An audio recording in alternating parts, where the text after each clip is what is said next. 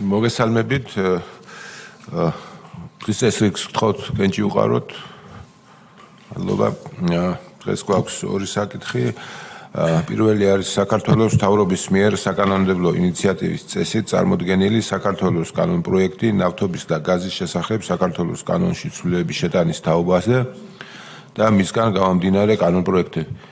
ეს მეორე მოსმენით განვიხილავთ აღნიშნულ კანონპროექტს მოხსენებელი საქართველოს ეკონომიკისა და მდგრადი განვითარების მინისტრის პირველი მოადგილე ქალბატონი ნინო ენუქიძე. ისმენთ ქალბატონი ნინო. მოგესალმებით.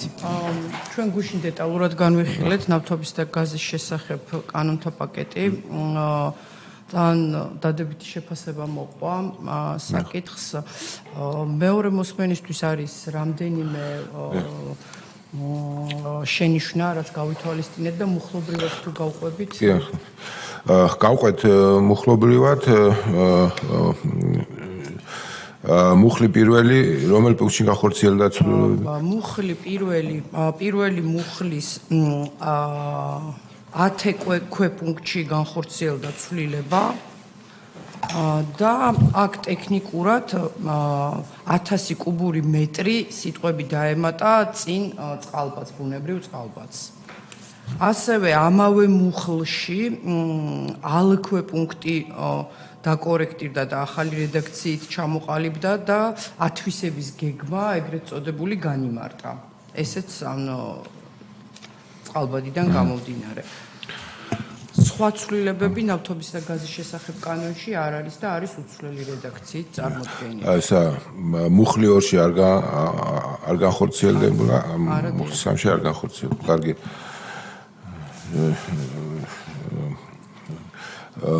შემდეგ გვაქვს გარემოს და დაცვითი შეფასების კოდექსში ცვლილების შეტანის შესახებ კანონპროექტში რა ცვლილებები განხორციელდა, მუხლი პირველი განხორციელდა თუ არა ცვლილება?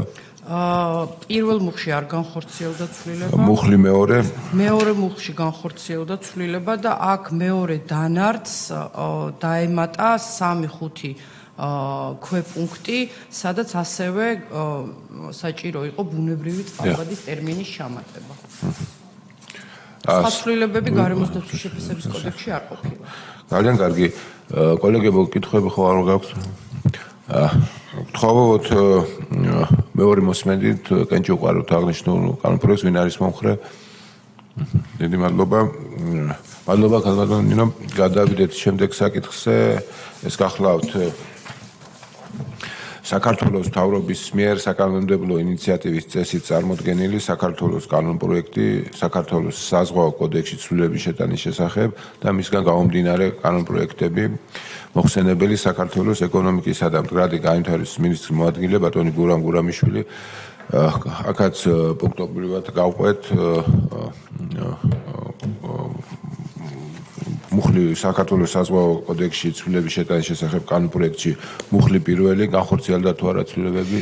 მოგესალმებით, ბატონო თავმჯდომარე, ბატონო დეპუტატებო. პირველი მუხლში განხორციელდა ცვლილებები და დაემატა მეორე მუხლი პირველი შემდეგ ჩაემატა ახალი, რომელიც გულისხმობს კონკრეტულ ტერმინოლოგიების დაზუსტებას, როგორც არის ძალიან სერიოზული საზღვაო შემთხვევა, ნაკლებად სერიოზული საზღვაო შემთხვევა და საზღვაო ინციდენტი.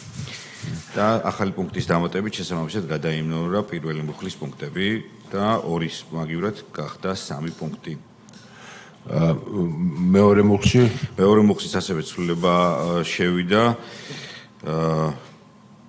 ესე იგი, შესაბამისი უფლებამოსილი პირები ჩაემატა ფრაზა და მოკლებების ბიუროს დაუყენებული წარდგენის ვალდებულება გაჩნდა შესაბამისი უფლებამოსილი პირების მხრიდან. მუხლის 3? მუხლის 3-ში შევიდა ცვლილება, რომელიც ეხება კანონის ამოქმედების ვადას და ნაცვლად 30 კალენდარული დღისა კონკრეტული თარიღი გაინსაზღვრა 1 აგვისტო. სხვა ცვლილებები არ აქვს? მეტი ცვლილებები არ არის. კარგით. აკვაკულტურის შესახებ საქართველოს კანონში ცვლილების შეტანის თაობაზე აქ მუხლი პირველი განხორციელდა თუ არა ცვლილება? არ ყოფილა ცვლილება. მუხლი მეორე? შეიცვალა ამოქმედების ვადა და დაზუსტა 1 აგვისტოდ განისაზღვრა. ძალიან კარგი. შემდეგ საქართველოს საგადასახადო კოდექსში ცვლილების შეტანის შესახებ კანონპროექტში მუხლი პირველი? არ ყოფილა ცვლილება. მუხლი მეორე. აქაც განისაზღვრა ვადასთან დაკავშირებით და კონკრეტულად პირველი აგვისტო. სხვა ცვლილებები არა გვაქვს. კოლეგებო, კითხვები ხომ არ გვაქვს? გთხოვთ მეორე მოსმენთ კენჭი უყაროთ აღნიშნულ კანონ პროექტს, ვინ არის მომხრე? მადლობა ბატონო გურამ. მადლობა კომიტეტი ამით დასრულდა, გვექნება შუალედურში მესამე მოსმენით. მადლობა.